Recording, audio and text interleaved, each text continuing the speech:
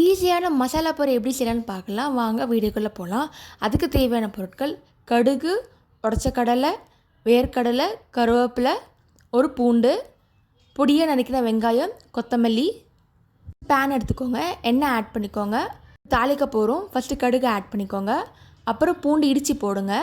கருவேப்பிலை ஆட் பண்ணுங்கள். நல்லா பொரியட்டும். பொரிஞ்சதுக்கு அப்புறமா உடச்ச கடலை, வேர்க்கடலை ஆட் பண்ணிக்கோங்க. இப்போ மசாலா ஆட் பண்ண போகிறோம். மிளகாத்தூள் 2 ஸ்பூன், மஞ்சத்தூள் 1/2 ஸ்பூன், உப்பு தேவையான அளவு. நல்லா மிக்ஸ் பண்ணிக்கோங்க. ஃபைனலாக பொரியை ஆட் பண்ணிக்கலாம். இப்போ நல்லா மிக்ஸ் பண்ணிக்கோங்க பொரியோடு சேர்த்து.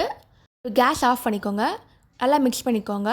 ஃபைனலாக மேலே வெங்காயமும் கொத்தமல்லியும் ஆட் பண்ணிக்கோங்க. ஒரு ஈஸியான மசாலா பொரி ரெடி ஆகிடுச்சு. நீங்களும் ட்ரை பண்ணி பார்த்துட்டு எப்படி இருக்குன்னு சொல்லுங்கள். இந்த மாதிரி சிம்பிள் ரெசிபியில் யூடியூப் சேனல் போட்டிருக்கேன். அதையும் மறக்காமல் செக் பண்ணி பாருங்கள். தேங்க்ஸ் ஃபார் வாட்சிங்.